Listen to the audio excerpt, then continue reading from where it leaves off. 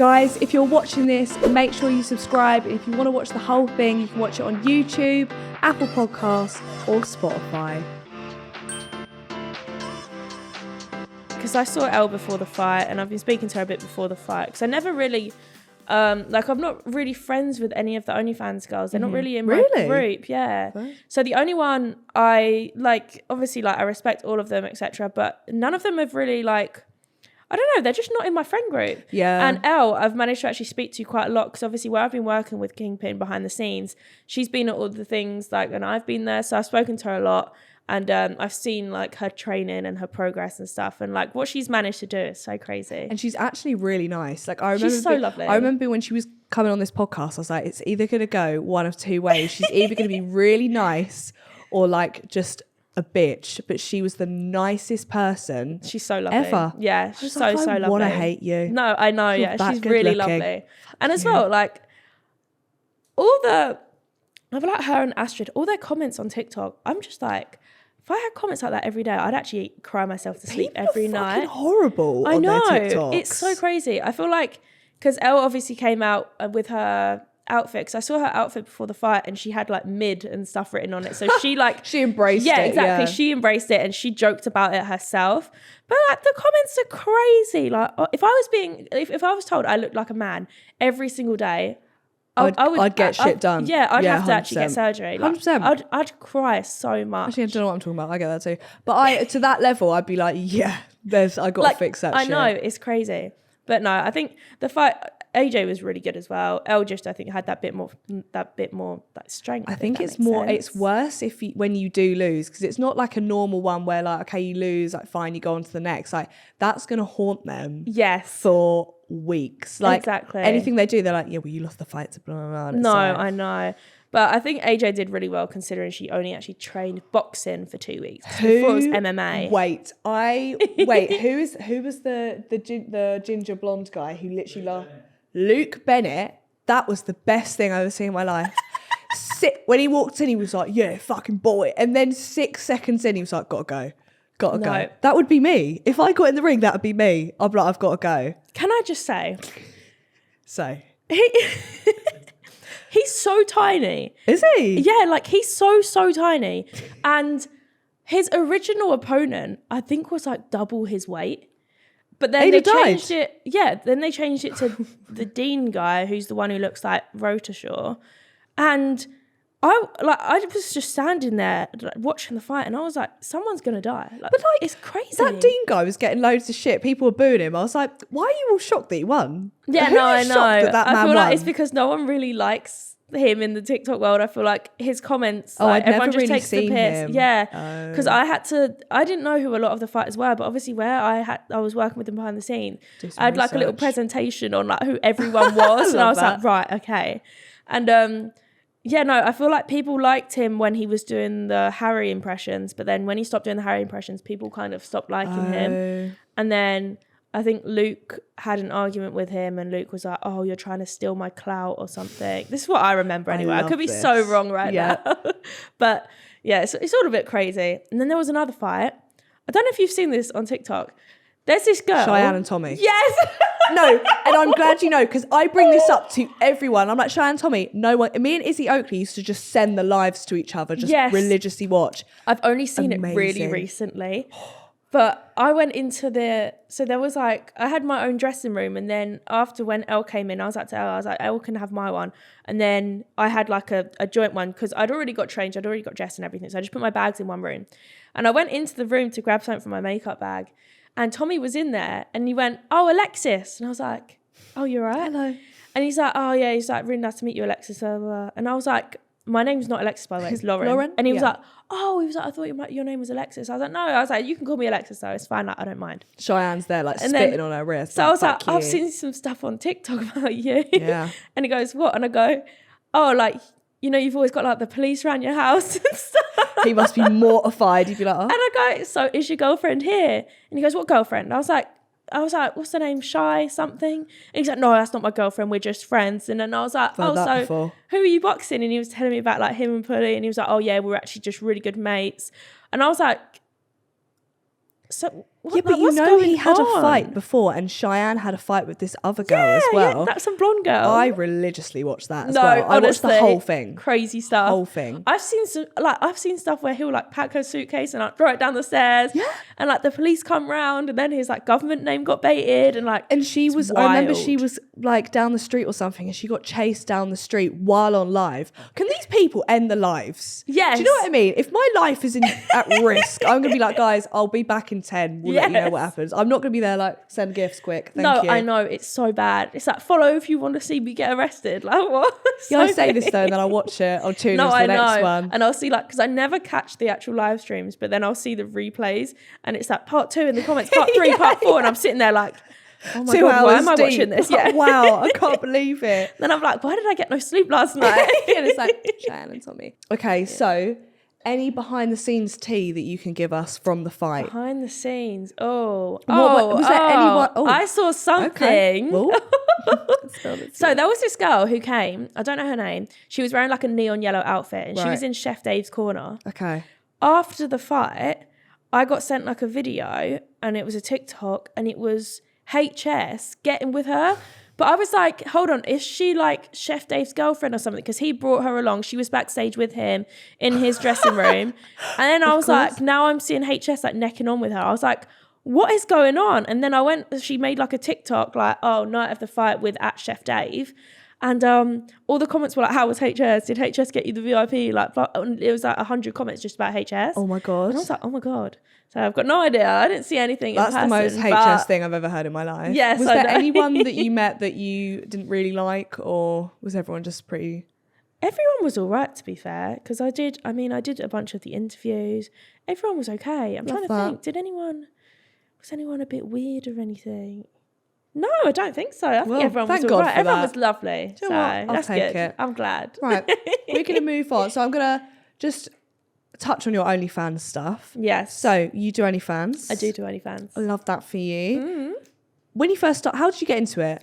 So I did modelling when I was younger. Yeah. And then my nan forced my mum to stop me from modelling at like a young age. I was like 12, 13 or something, because she was worried about like my mental health like what it would do to me, and if I had like unrealistic like examples of how my body should be, blah, blah, blah, which completely normal, cool. She was looking out for me. So then when I was 16, I moved out. When I was 18, I made like a Patreon, because that was the only way I could. I wanted to do modelling, but I wanted to do it like myself. Mm-hmm. So when I was like 17, I started YouTube. 18, I made a Patreon. It was all like fully clothed stuff. And it was just like HD photos and like cool outfits and like, or like latex outfits, that kind of stuff. Just things that I liked and looked cool. And then I started doing lingerie stuff probably when I was maybe like 19, 20. And then when I turned 21, so March 2020 is when I made the OnlyFans. So I made an OnlyFans just over 2 years ago. Did your nan know about that? When I first started doing like the whole social media stuff, she was like, oh, you're going to end up alone and pregnant in the next few years. That's such and a I was nan like, right, say, okay, cool, thanks, Nan. But now she just doesn't talk to me. And she was like, oh, you need to quit this and go to university, and I'll pay for your university fees. You need to do this. It's not a real job. And I was like, okay, whatever. But now she just doesn't talk to me. And my brother as well. My brother does a lot of work with me on like other companies and like other projects I have. So I was wondering where you're going with that. No. Okay. All right, niche. No. That's fine. Yeah. But he does a lot of like editing and stuff for like YouTube stuff, blah, blah, blah, and like other projects. And because he works with me, she doesn't talk to him now either. And I'm just like, so what the whole, like, you're just going to start hating everyone in the family? That's like, it's really weird. Parents okay with it? How do they react? So I don't know my dad, but my mum is completely fine with it. Love that. That's always seems supportive. To be the way. Like when I spoke to Elle and stuff, her mum was loving it. She was like, get that fucking coin. No, exactly. Yeah, my mum's so supportive. My mum will always be like, oh, like what cool content have you done recently and stuff like that. Like, she's so sweet. She's so supportive. So would you say that's like your main form of income now, is your OnlyFans? Or because you're big on Twitter as well. You're actually big on fucking everything, to be fair. Yeah, no. So my main source of income, I would say, is OnlyFans, only because I do make a lot from it, and I don't really accept brand deals or anything. I always prefer to just like do my own thing. Yeah. And I'm quite big on like, I won't promote brands unless I actually use them myself. Yeah. So for example, if it was like Fashion Nova or something, cool, like I'll do a brand deal with them. But if it was like a slimming tea company. Like I always get them like, oh, tell them that's how you got your flat stomach. And I'm like, but I didn't. I'm not going to lie to them. So yeah, I just feel like I prefer being like really real with my audience. So I've never even done a brand deal on Instagram or anything like that. I'm just that's very fair enough, like, a lot of people do fall short onto doing that. Exactly. Don't they? I feel like especially a lot of the reality TV stars, like they come out of Love Island and they're like, I'll accept anything left, right, and centre. Hair. Yeah, and everyone can tell their line and they just like turn off the comments. But yeah, no, I just prefer being like really real, and I think that's why I've got such a solid audience as well, because people know that I'm not gonna sit there and lie to them just for a little bit of extra cash, you know. So yeah, no. Have you seen that new Olivia Attwood program about OnlyFans? I have. What do you think of that? Do you think it's realistic or not? Oh, I haven't actually watched all of it, but yeah, I've only watched like 2 episodes. But there was the first one, I think, was about OnlyFans, and she was like, it feels very much like I'm being forced into sending these people messages, blah blah. Like she had a different view on it. Yeah, that's the thing. So I actually watched it with my manager, and one of my friends was watching it at the same time, and she was like sending me messages like, oh my god, like she's done this, blah blah blah. But I was watching it with my manager, and I feel like I haven't watched enough of it yet to comment on it properly. Yeah. But from what I've seen, I feel like she spoke about OnlyFans in a different way. Like I don't think she spoke about it correctly. Right. And I feel like she made OnlyFans seem like a chore almost. Like she made it seem like it's this really bad platform and she's getting harassed on there by men and blah, blah, blah. But I feel like what she didn't understand is you make an OnlyFans and people do pay to talk to you. If you reply to them or not, that's up to you. Yeah. I do. But for her... You don't have to. Yeah, exactly. Yeah. 1, you don't have to if you don't want to. And 2... these people have paid for something, and if you're advertising it and then they're not getting what they want, they're just going to keep messaging you. But it's not harassment. But she almost saw it as like, oh, like these people won't leave me alone, blah, blah, blah. And I feel like she just didn't know what she was talking about. Yeah, and I think there was a lot of people that I feel like she could have had on it that are big. Like she could have had on. And there's this girl called Becky Mill. I don't know if you've seen her on TikTok, like bright red hair, but she does like proper niche shit on OnlyFans, like alien dildos and shit. I saw something about her with like a traffic cone. Yeah, that's spot on. I feel like if she maybe had people like that on there, obviously you've got to have the smaller ones, but bigger ones, because I feel like you guys are so, it's your job, like you fully know the ins and outs of it. It would have been interesting to have that perspective on it, where Definitely. I feel like the other one, I don't know. Interesting to watch though. So I think they had... I know Bonnie Lockett was on there. Right, yeah. And she was all right, because she's a big OnlyFans creator as well. And she's quite lovely. And she's like a little bit older. I think she's about 34. And I haven't seen her part in it yet, so I don't obviously know what she said. But I feel like she would be someone who could describe it quite well. But I haven't seen her part, I think it's not for, like, it's for some people, it's not for other people. Yeah, I feel like you've got to respect the platform though. Yes. Like, you guys make fucking money. Like, the best platform, surely. Yeah, I think as well, people get lost in like the whole, because I know so many people on there as well who don't even do like adult content. They do like normal stuff, like personal training stuff, but they get such a bad stigma for it as well, just because it's known as like a sex platform. Which cool, like it is, but I suppose it's not really the same as Pornhub, because Pornhub, you do actually just post sex stuff. Whereas on here, you can post anything. Like you could post this on there. Do you know what I mean? Yeah. You could post literally anything. Yeah. Because there was this one girl on there who was just in like lingerie and she'd paint vaginas. And people would pay to see her paint vaginas Fair in enough. lingerie. And I was like, do you know what? She's cracked the fucking system. Yeah. If I could paint, I'd be on that. Yeah, if I could paint vaginas, that'd be great. Yeah, but fine. I can't paint. But overall, what do we say? Of course, you've got like a positive view on OnlyFans. Yes. Because it's your whole job anyway. Yeah. If you didn't, it wouldn't be your job, would it? Yeah, exactly. And as well, I've got a lot of respect for everyone on there. And for me, I don't just see it as like... That for me, it is a full-time job, obviously. And as well, I'm trying to juggle OnlyFans with YouTube and Instagram and TikTok and everything together. Yeah, I don't know how you do that.